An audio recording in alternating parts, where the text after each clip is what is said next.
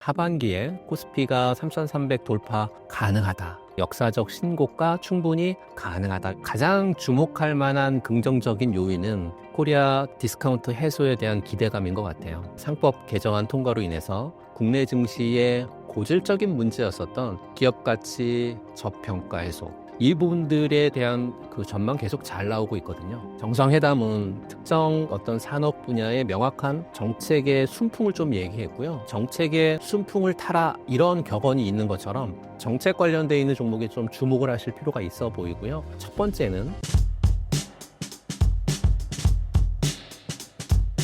네, 반갑습니다. 저는 부자들의 공부방 경제원탑에서 매일 강의를 하고 있는 조진표 대표라고 합니다. 만나 뵙게 돼서 대단히 반갑습니다. 최근 증시 상황 어떻게 보고 계신가요?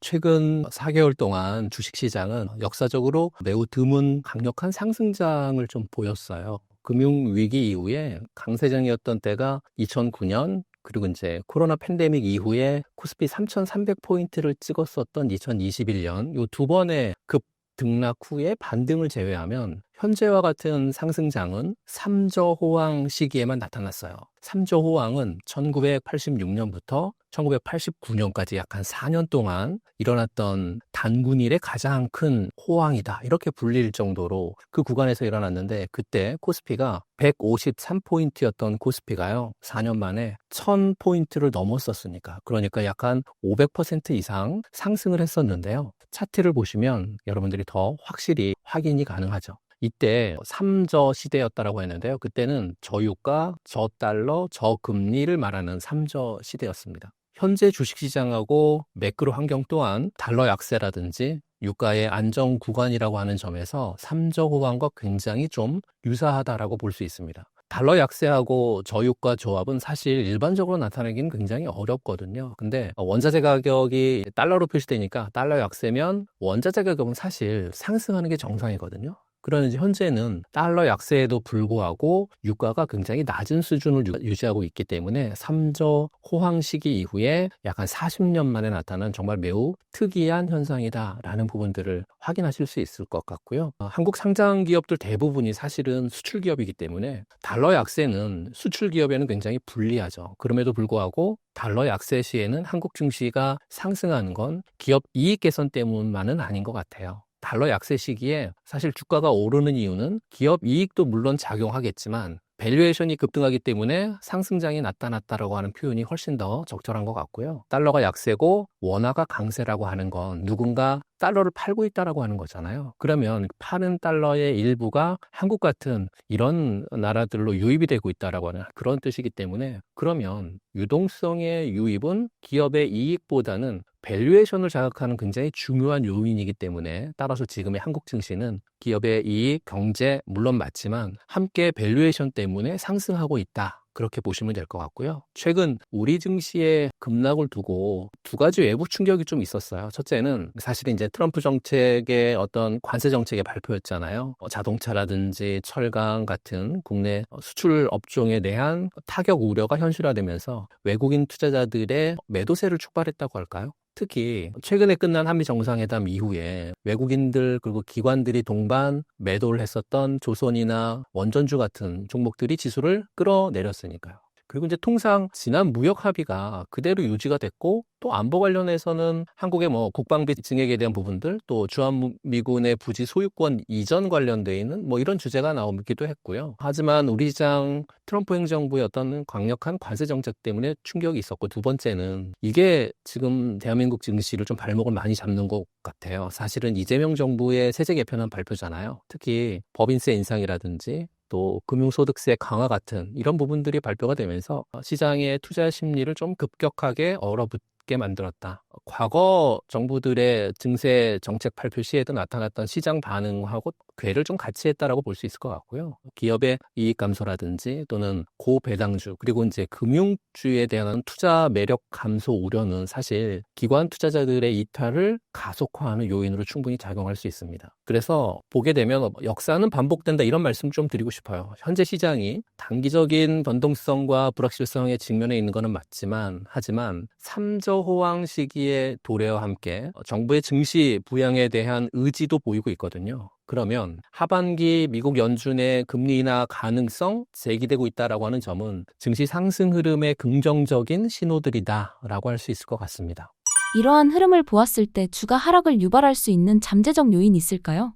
우리 증시의 발목을 잡을 수 있는 잠재적인 요인, 그러니까 숨겨진 암초들에 대한 분석, 경계해야 될 부분들 좀 말씀드려보면 우선 첫 번째는 외국인 투자자의 수급 부진에 대한 부분인 것 같아요. 미국의 견조한 경제 펀더멘탈, 또 지속되는 지정학적인 불안감, 거기에 달러 선호 심리를 부추기고 있는 부분들, 그리고 원달러 환율 상승 압력으로 작용을 하는 부분들로 인해서 외국인 투자자 입장에서 환차손 부담을 가중시킬 수 있거든요. 과거 금리 인상 시기에도 달러 강세는 신흥국 시장에서의 대규모 외국인들의 자금 이탈을 촉발했던 경험이 있거든요. 현재 원달러 환율의 상방 압력이 지속되고 있는 것으로 전망하고 있어서 외국인 투자자들의 순매도 전환을 통해서 시장 하락의 트리거가 좀 될 수 있지 않을까라는 부분들이 첫 번째고요. 두 번째는 식어가고 있는 정책 기대감. 그러니까 정책은 시장의 방향성을 좌우하는 굉장히 중요한 요소거든요. 올해 들어서 강력한 연간 가이던스 제시 같은 이런 부분들로 인해서 업황 개선에 대한 기대감을 좀 높였고, 그러면서 정책 효과에 대한 그런 부분들이 굉장히 기대감이 컸는데 이제는 정책 효과에 대한 잠재적인 위험 요소를 안고 있게 됐거든요. 만약에 증시 부양 정책 후퇴나 또는 기대감에 악화된 부분들이 현실화된다라고 하면 큰 폭의 조정보다는 하반기 지수 정체로 이어질 수 있다라고 하는 전망 굉장히 많습니다. 특히 지난 세제 개편안 발표 이후에 시장이 급락했잖아요. 최근에 세법 개정안이 국무회의에 의결이 됐지만 대주주 기준에 대한 별도 시행령에 대한 거는 여기를 통과할 수 있는 부분들이 아니어서 이게 대통령실로 돌아갔다라고 하는 그런 부분들이 없잖아 있기 때문에 만일 정책에 대한 신뢰가 훼손되거나 또 시장의 예상과 다른 방향으로 정책이 전개된다? 그러면 투자 심리는 급격히 위축이 될 수 있겠죠. 그리고 세 번째는 연말의 불청객인 대주주 양도세 폭탄이에요. 대주주 양도세 관련해서의 어떤 불확실성은 올해 특히 더 큰 파급력을 가져올 수 있을 것 같아요. 정부가 발표한 올해 세제 개편안에 따르게 되면 50억 원이었었던 양도세 부과 기준 다시 10억 원으로 강화될 예정이다라고 이런 얘기들도 없잖아 있기 때문에 이렇게 되면 양도세 부과 대상이 확대될 수 있다라고 하는 의미고, 이 기준을 회피하기 위한 매물이 연말에 집중적으로 쏟아나올 가능성이 굉장히 높겠죠. 과거에 대주주 기준이 강화됐던 시기, 그러니까 연말 증시 그때에도 예외 없이 큰 폭의 하락을 경험했었던 그런 경험들은 여러분들뿐만 아니라 저도 굉장히 많습니다. 특히 개인 투자자 비중이 높은 코스닥 시장의 충격이 굉장히 컸고요. 전체 투자 인구 대비해서 과세 대상자 수는 적을지라도 이들이 갖고 있는 물량이 매도하게 된다라고 하면, 그리고 특정 시점에 집중된다라고 하면 시장 전체의 투자 심리를 급격히 위축하고 그러면서 투매 현상을 유발할 수 있다라고 하는 점 간과해서는 안 될 것 같습니다. 현재 최종 결정을 앞두고 있고요. 신중한 입장을 좀 보이지만 이 불확실성 자체가 시장에는 부담으로 작용할 수밖에 없겠죠. 그래서 성공적인 투자는 사실 수익을 내는 것만큼이나 손실을 방어하는 게 굉장히 중요할 것 같고요. 하방 리스크 요인들을 면밀히 주시하면서 시장의 변화에 유연하게 대처할 수 있는 여러분들만의 투자 전략 세우는 지혜가 좀 필요한 시점 아닌가라고 말씀드리고 싶습니다. 25일 한미 정상회담이 끝났는데요. 9월에 시장 어떻게 보시고 계시며 우리가 주목해야 할 변수와 투자 포인트가 있을까요?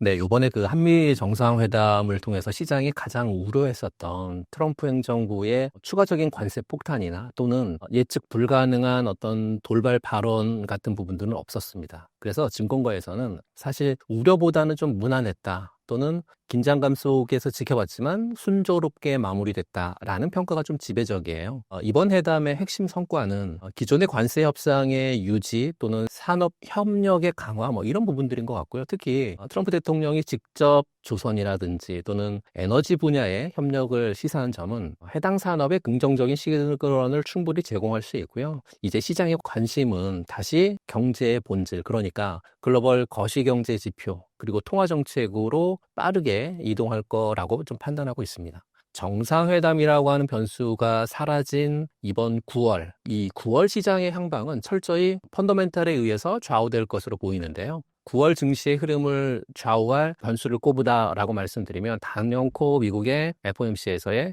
기준금리 결정이죠. 지난 잭슨 미팅에서 연준 의장이 고용시장의 하방 위험이 커지고 있다 이렇게 얘기했거든요. 그래서 시장의 금리 인하 기대감에 대한 불을 좀 지폈고 현재 시장 9월 금리 인하 확률이 약 한 90% 내외 정도에 평정되고 있어서 굉장히 높게 반영을 하고 있는데 여기서 여러분들이랑 저나 두 가지 시나리오를 모두 좀 염두에 뒀으면 좋겠다라는 말씀을 좀 드리고 싶습니다. 첫 번째 시나리오는 예상대로 금리 인하가 단행이 돼서 긍정적인 부분이죠.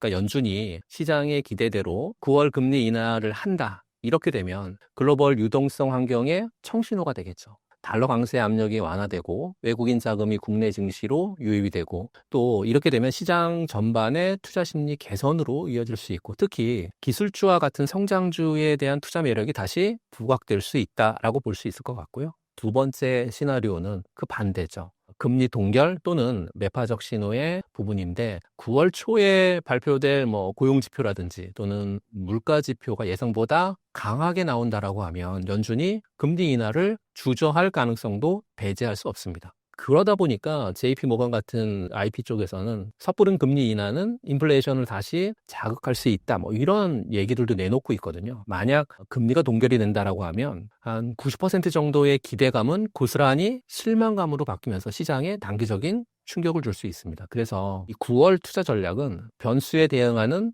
두 가지 포트폴리오가 있어야 된다라는 말씀 좀 드리고요. 첫 번째 투자 포트폴리오는 정상회담 수혜주에 대한 선별적인 접근, 이 포트폴리오가 하나가 있을 것 같아요. 이번 회담에서 직접적으로 언급됐던 섹터가 조선이라든지 원전업 등에 대한 부분들인데 여기에 대한 관심은 좀 유효하다라고 말씀을 좀 드리고 싶고요. 미국하고 우리나라 간의 산업 협력에 대한 논의가 구체화될수록 관련 기업들의 수주 기대감이 커질 수 있기 때문이고요. 그리고 전기차라든지 또는 배터리 분야는 비록 직접적인 언급은 없었거든요. 하지만 미국이 대중국 견제에 대한 기조를 계속한다라고 하면 한국 기업들이 당연히 반사 수혜를 볼 수 있다라는 이런 분석 꾸준히 제기되고 있기 때문에 이런 관련되어 있는 종목 포트폴리오에 편입해서 과실을 얻는 전략 굉장히 좋다라고 말씀드리고요. 두 번째는 금리 향방에 따른 유연한 어떤 포지셔닝 같아요. 9월 시장의 핵심이 금리 인하라고 말씀드렸기 때문에 이거에 대한 대비가 필수적인 것 같고요. 금리 인하 기대감이 높아지면 기술주라든지 제약바이오 같은 이런 종목들 성장주의 비중을 실었으면 좋겠고 만약 금리 동결이 된다라고 하면 실적이 안정적인 가치주라든지 고배당주 같은 최근 유가 상승의 수혜를 보는 에너지 관련되어 있는 이런 종목들도 포트폴리오를 편중하는 것도 굉장히 좋은 그런 방향성이다라는 말씀 좀 드리고 싶습니다. 지금 주목하면 좋을 종목 혹은 섹터 있을까요? 정상회담은 특정 어떤 산업 분야의 명확한 어떤 정책의 순풍을 좀 얘기했고요. 정책의 순풍을 타라 이런 격언이 있는 것처럼 정책 관련돼 있는 종목에 좀 주목을 하실 필요가 있어 보이고요. 그 정책 관련돼 있는 종목 첫 번째는 조선이라든지 에너지 섹터에 대한 부분들인데 조선과 에너지 섹터에 주목을 하셨으면 좋겠습니다. 정상회담에서 직접적으로 어떤 협력에 대한 분야를 언급했기 때문에 특히 미국의 LNG 수출에 대한 확대라든지 또는 국내 조선업계의 LNG 운반선 수주 경쟁력 같은 이런 부분들은 다시 한번 부각이 될 수 있을 것 같고요. 그렇다라고 하면 안정적인 에너지 공급망을 진행하고 있는 이런 조선 섹터 분명 다시 한번 상승할 수 있는 가능성이 좀 크다라고 말씀드리고 싶고 두 번째는 원전 분야죠. 원전 분야도 협력 강화가 가능성이 좀 열려 있고 이렇게 조선인이라든지 원전 쪽에서의 어떤 조선사 또는 원전 기자재 관련 기업들 정책 모멘텀으로 실적과 연결되는 그런 종목들은 여러분들이 체크하실 필요가 좀 있어 보이고요. 두 번째는 자동차하고 2차전지 섹터를 좀 주목하실 필요가 있습니다. 비록 이번 회담에서 직접적인 언급은 없었습니다. 하지만 미국의 대중국 견제라는 큰 틀 안에서 한국의 자동차라든지 2차전지 산업은 전략적으로 정말 매우 중요한 위치를 차지하고 있고요. 관세 부담이 완화되고 또 IRA에 대한 불확실성이 해소되는 것만으로도 긍정적인데 중국하고의 경쟁에서 우위를 점한다라고 하면 밸류에이션에 대한 재평가 다시 기대되는 그런 시점이다라고 말씀드리고 싶고요. 유동성의 물길을 따라가라는 말처럼 금리 인하의 열쇠를 쥔 성장주도 당연히 주목할 필요가 있는데요. 시장의 시선이 이제 9월 FOMC에 쏠리고 있는 지금 금리 인하 가능성은 성장주에 대한 어떤 투자 심리를 자극하는 강력한 요인이 될 수 있기 때문에 이 성장주 관련되어 있는 섹터도 주목해 볼 필요가 있는데 그 성장주의 반도체하고 소프트웨어 섹터도 주목하실 주목하실 필요가 있다라고 말씀드리고 싶습니다.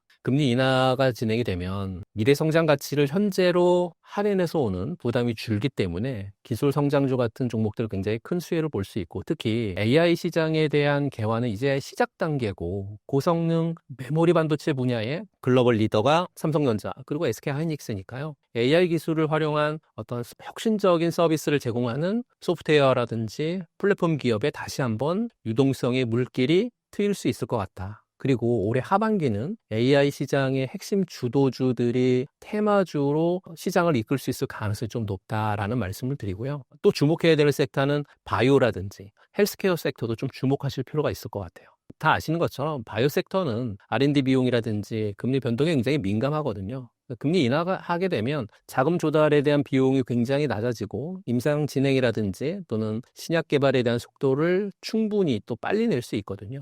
또 특히 최근 들어서 AI 기술을 접목한 신약 개발 같은 새로운 모멘텀을 갖고 있는 기업이나 또는 금리 상승기에 주가가 과도하게 하락했었던 우량 바이오 기업들 중심으로 여러분들이 좋은 종목을 가리신다라고 하면 충분히 좋은 결과를 낼 수 있을 것 같다라는 말씀 드리고요. 결론적으로 9월 시장은 거시적인 변수하고 정책 모멘텀이 교차하면서 종목의 차별화가 좀 극심해지는 그런 시장이 될 것으로 판단을 하고요. 위기하고 기회는 늘 공존한다고 저는 생각합니다. 부디 이 변동성의 파도 위에서 진주를 낚아올리는 현명한 투자자가 되셨으면 좋겠다라는 말씀 드리고 싶습니다.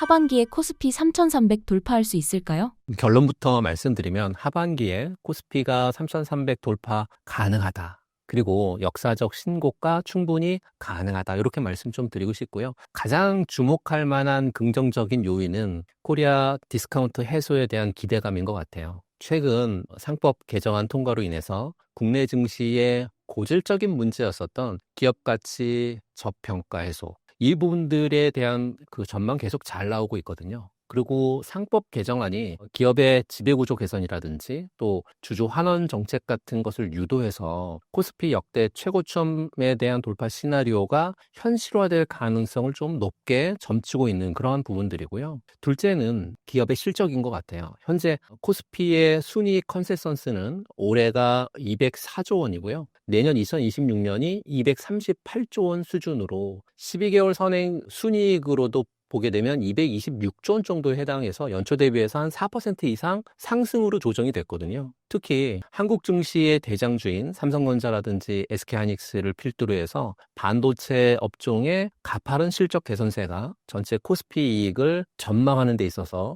좀 전망치를 높이는 견인 역할을 좀 하고 있죠. 인공지능 시장의 폭발적인 성장에 따른 HBM, 또 고부가 가치 제품 수요의 증가, 이러면서 반도체 슈퍼사이클에 대한 기대를 현실로 만들고 있고요. 그리고 다수의 증권사들도요, 올해 코스피 상장사들의 전체 영업이익이 사상 최대치를 경신할 가능성이 높다, 이렇게 전망을 하고 있으니까요. 코스피의 밸류에이션 매력을 높여서 외국인 투자자들의 귀환을 유도하는 핵심 동력이 될 것으로 판단을 하고 있고요. 세 번째는 글로벌 금리 인하 사이클 진입, 그 다음에 유동성의 확대인 것 같아요. 연준을 비롯한 주요국 중앙은행들이 올해 하반기부터 본격적인 금리 인하 사이클에 진입할 것으로 예상이 되고요. 금리 인하는 기업의 자금 조달 비용 낮추고 투자 확대 유도하고 주식과 같은 위험 자산에 대한 투자 매력도를 높이는 효과를 가져오기 때문에 그렇고요. 그리고 글로벌 유동성이 풍부해지면 신흥국, 특히 펀더멘털이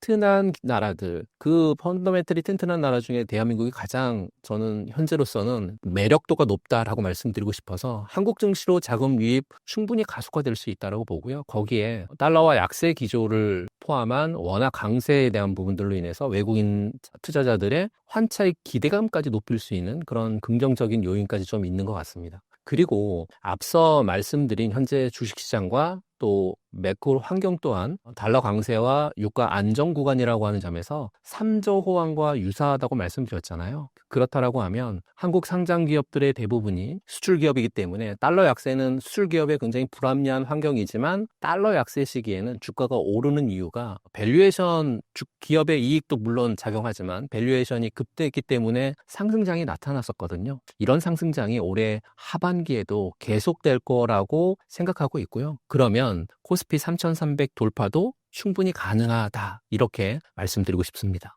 최근 삼성전자와 테슬라의 23조 원 계약으로 인해 주가가 좋은 흐름을 보이고 있는데 삼성전자 상황을 전해주신다면요?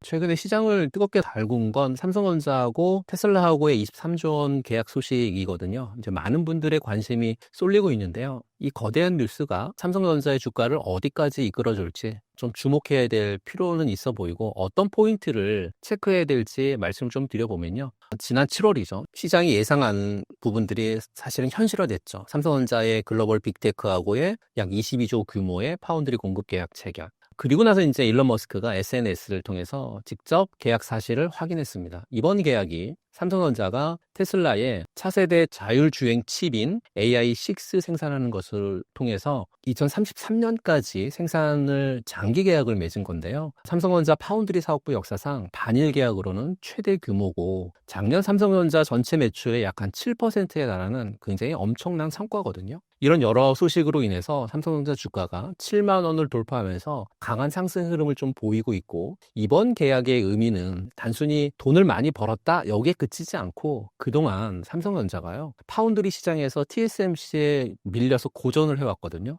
근데 하지만 이 세계 최고 수준의 기술력을 요구하고 있는 테슬라의 차세대 칩을 수주하면서 최첨단 공정에서의 기술력, 또 신뢰도를 전 세계에 증명했고요. 특히 자율주행의 두뇌에 해당하는 미래 모빌리티 시장의 핵심 공급망에 깊숙이 진입한 건 굉장히 큰 의미가 있다고 봅니다. 이렇게 되면 향후에 다른 완성차 업체들로부터 추가 수주를 끌어낼 수 있고, 그런 강력한 레퍼런스가 이번 삼성과 테슬라의 수주인 걸로 판단을 하고 있고요. 이번 수주가 미국의 심장부인 텍사스 테슬러 공장에서 생산이 되는데요. 미국 정부의 지원 아래 파운드리 사업의 어떤 부활을 노리는, 사실 인텔에 상당한 타격을 줄 것으로 판단을 하고 있습니다. 그리고 전통적인 차량용 반도체 강자 기업인 퀄컴에도 강력한 경쟁자의 등장을 알리는 신호탄이라고 할 수 있습니다. 테슬라의 계약으로 인해서 파운드리 사업의 반등을 알렸다라고 하면, 이제 시장의 시선은 삼성전자가 보유한 100조 원이 넘는 막대한 현금이 과연 어디로 향할지에 집중할 필요가 있을 것 같아요. 최근 가장 구체적으로 거론된 건 바로 일본 히타치의 백색 가전 사업의 인수설이죠.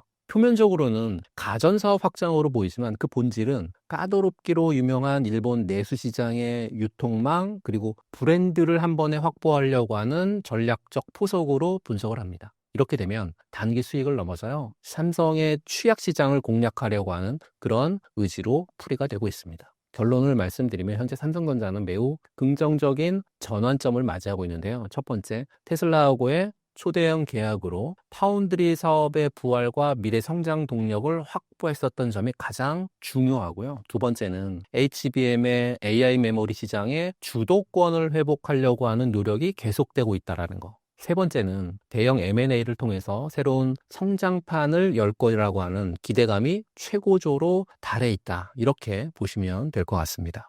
삼성전자가 최근 2분기 실적을 발표했습니다. 해당 실적 어떻게 보셨나요? 최근 발표된 삼성전자의 2분기 실적을 두고 시장의 해석이 좀 분분해요. 시장 기대치를 밑도는 어닝 쇼크라는 평가와 함께 주가도 조정을 받았으니까요. 삼성 이번 실적 발표를 보면 매출이 한 74조 6천 정도 나왔고, 영업이익이 4조 7천 정도 나왔는데, 문제는 영업이익에 있습니다. 영업이익이 4조 7천은 시장 기대치가 6조 원을 넘었었거든요. 근데 그거보다 적게 나왔었으니까 쇼크였고, 작년 2분기하고 비교해도 무려 50% 이상 급감한 실적이었으니까 사실 문제였다라는 부분들이 사실 부각이 좀 된 것 같고요. 이번 그 어닝 쇼크의 핵심은 단연 반도체 부분에 있어서의 부진이었습니다. AI 시장의 확대로 인해서 반도체 사업의 화려한 부활을 기대했지만, 사실 여러 암초에 부딪히면서 영업이익이 쪼그라들었죠. 가장 결정적인 원인은 메모리 반도체 재고자산 평가에 따른 대규모 충당금이었는데요. 이게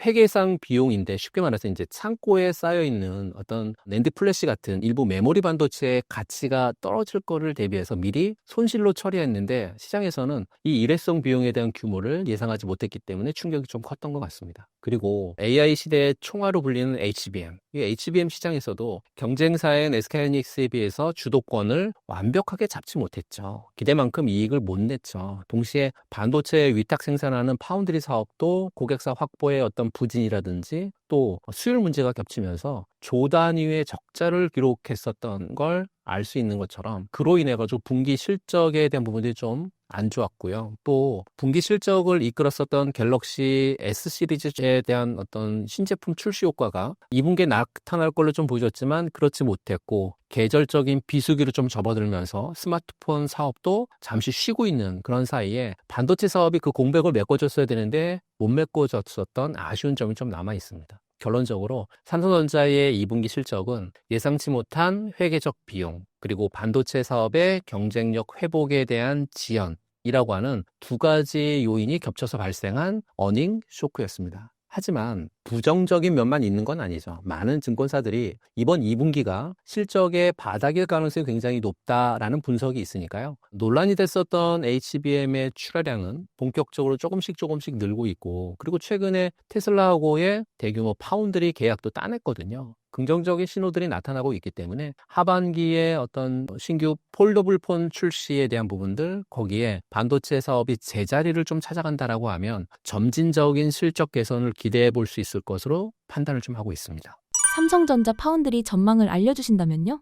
삼성전자 파운드리의 전망을 얘기하려면 사실은 뼈아픈 과거까지 좀 말씀을 좀 드려야 되는데 2022년이죠. 세계 최초로 게이트 올 어라운드 기술을 적용한 3나노 공정 양산을 선언하면서 TSMC를 넘어서겠다라고 하는 야심찬 포부를 좀 밝혔거든요. 근데 하지만 기대하고 좀 달리 초기의 수율이 10%에서 20% 정도밖에 안 나오면서 처참한 실패를 겪습니다. 그로 인해서 구글, 퀄컴 같은 핵심 고객사들이 등을 돌리고 TSMC로 떠나는 최악의 상황을 맞이했거든요. 이는 단순히 수주 실패를 넘어서 첨단 공정에 대한 기술적인 신뢰를 잃어버린 사건이었습니다. 그 결과 파운드리 사업부는 2023년부터 올해 상반기까지 수조 원에 달하는 막대한 적자를 기록하면서 삼성전자에 어떻게 보면 아픈 손가락이 됐죠. 깊은 절망 속에서 지난 7월 달 정말 기적과 같은 소식이 전해졌죠. 바로 테슬라하고 22조 원에 해당하는 차세대 자율주행 칩인 AI6 파운드리 계약을 체결한 거죠.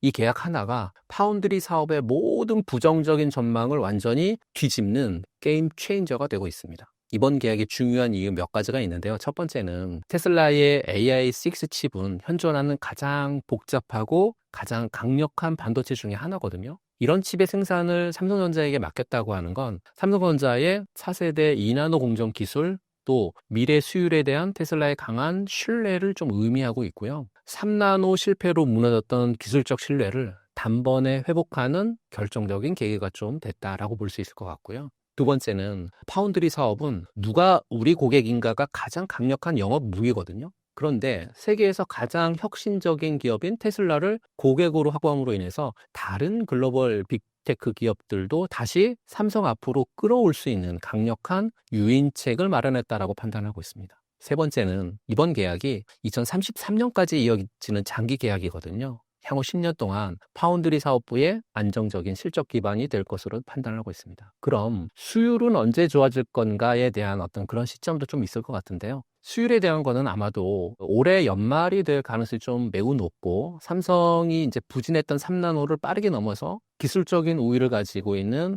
게이트 올 어라운드 아키텍처를 더욱 발전시킨 2나노 공정에 대한 모든 역량 집중하고 있고, 테슬라의 칩 역시 이 2나노 공정으로 생산이 좀 되고 있으니까요. 증권가에서는 삼성이 올해 말까지 미국 테일러에 있는 공장에서 2나노 공정 수율을 60% 이상 끌어올릴 것을 목표로 하고 있다, 이렇게 얘기하고 있어서 현재 순조롭게 좀 진행하고 있다라고 보고 있거든요.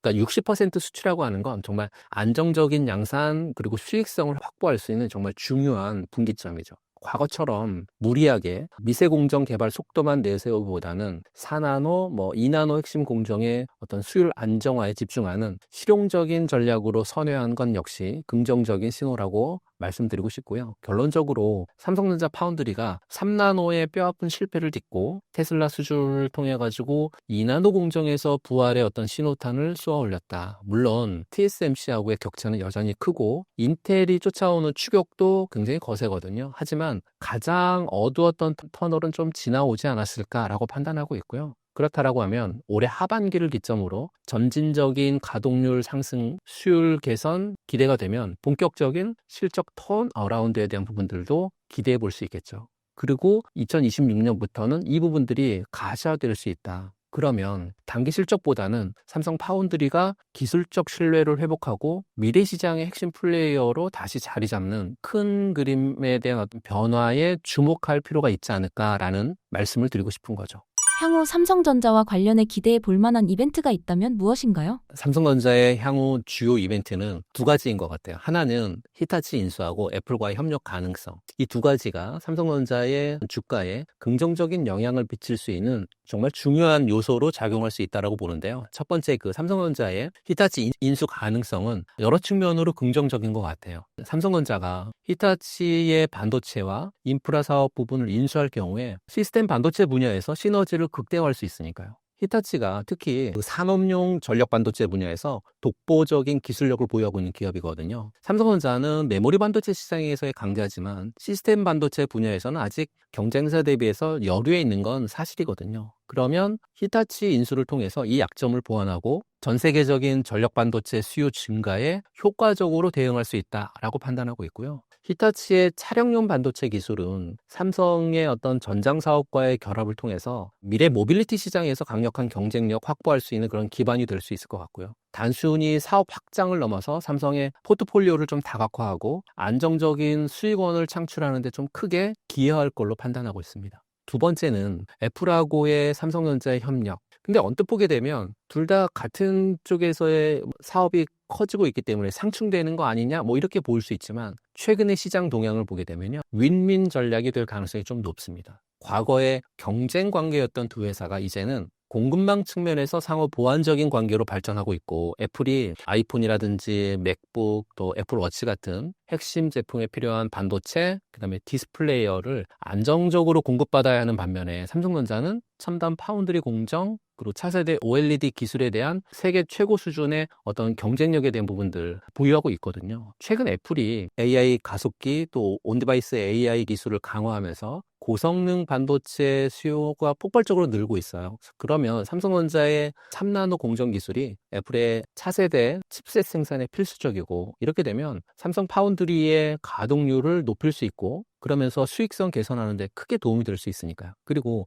애플의 비전 프로 같은 새로운 디바이스에도 삼성 마이크로 OLED 기술이 필수적으로 충분히 사용될 수 있거든요. 이처럼 애플하고의 협력은 삼성전자의 AI 반도체하고 차세대 디스플레이 시장에서의 리더십을 강화, 그리고 안정적인 대형 공급사의 확보, 그리고 그러면서 미래 성장 동력을 확보하는 정말 중요한 계기가 되지 않을까라고 말씀드리고요. 삼성전자는 단순히 메모리 반도체 회사를 넘어서 이제는 시스템 반도체 그리고 미래 기술을 선도하는 종합 솔루션 기업으로 변모하고 있습니다. 히타치 인수는 기술 포트폴리오를 확장하고 애플과의 협력은 안정적인 수익 기반을 마련, 이 두 가지를 동시에 공고히 하고 있는 그런 부분들인 것 같고요. 이 두 가지 이벤트는 삼성전자의 지속 가능한 성장을 위해서는 핵심 동력이다. 그리고 장기적인 관점에서도 주가에 매우 긍정적인 신호다. 이렇게 말씀드리고 싶습니다.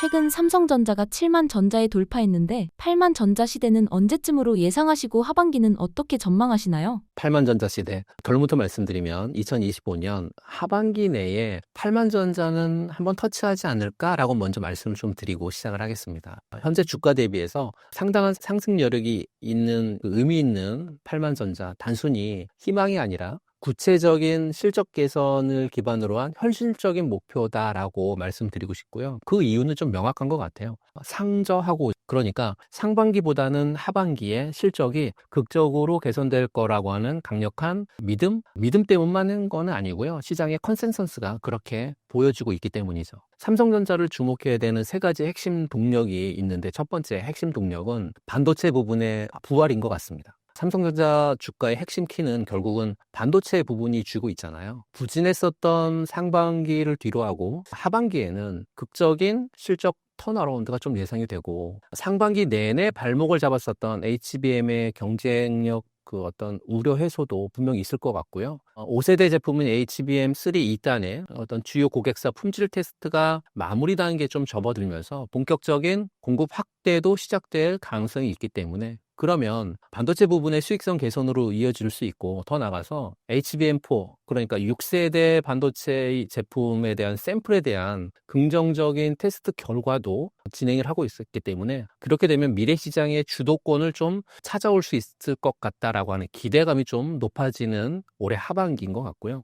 그리고 이제 3년 이상 적자를 기록하고 있던 파운드리 사업 역시 중대한 변곡점을 좀 맞이하고 있죠. 테슬라하고 22조 이상의 규모에 대한 수주, 그러면서 애플 아이폰 쪽에 대한 이미지 센서 공급 같은 대형 고객사의 확보 소식을 통해서 가동률이 상승할 거고, 그렇게 되면 실적에 청신호가 켜지겠죠. 단순한 매출 증가를 넘어서 TSMC의 유일한 대안으로서 삼성 파운드리의 기술력과 신뢰도를 시장에 다시 한번 각인시키는 그러한 계기가 됐었던 그런 중대한 수주였던 거고요. 둘째는 스마트폰하고 디스플레이의 어떤 견조한 실적인 것 같아요. 반도체가 화려한 부활을 준비하고 있는 동안에 스마트폰이라든지 또는 이쪽 디스플레이 사업은 견조한 실적을 통해서 든든한 버팀목 역할을 좀 할 거다라고 보여지고 있고요. 특히 이제 하반기에 갤럭시 시리즈가 이제 출시가 되면 AI 기능을 업그레이드 시킬 거고, 그렇게 되면 뭐 프리미엄 스마트폰의 시장에서의 지배력을 좀 공고히 할 것 같아서요. 또 폴더블 시장의 압도적인 1위가 삼성이기 때문에 안정적인 수익 창출을 충분히 기대해 볼 수 있다라고 말씀드리고요. 세 번째는 어떤 리스크가 그동안 굉장히 많았는데 이 리스크적인 부분들이 좀 완화될 것 같아요. 그동안 여러 불확실성이 많았었는데 충수 사법 리스크라든지 또는 내부적인 이슈가 어느 정도 일단락되고, 또 미중 갈등과 글로벌 공급망 문제도 거시경제 환경의 불확실성도 점차 완화되면 그런 국면에 접어드는 게 올해 하반기일 것 같고요. 이렇게 되면 투자 심리가 개선이 될 거고 외국인이라든지 기관들의 수급이 다시 삼성전자로 집중될 수 있는 그런 환경이 올해 하반기에 만들어질 수 있을 것 같다라는 말씀을 드리면서, 삼성전자 지금 굉장히 어두운 터널의 끝을 지나고 있고 밝은 성장의 대로로 진입하고 있는 그런 단계에 있는 게 삼성전자인 것 같고요. 단기적인 주가 등락의 일희일비하기보다는 하반기 본격적으로 실적이 개선될 그 사이클의 큰 그림을 좀 보시고 투자하는 전략 펼치시는 게 좋지 않을까라는 말씀을 드리고 싶습니다.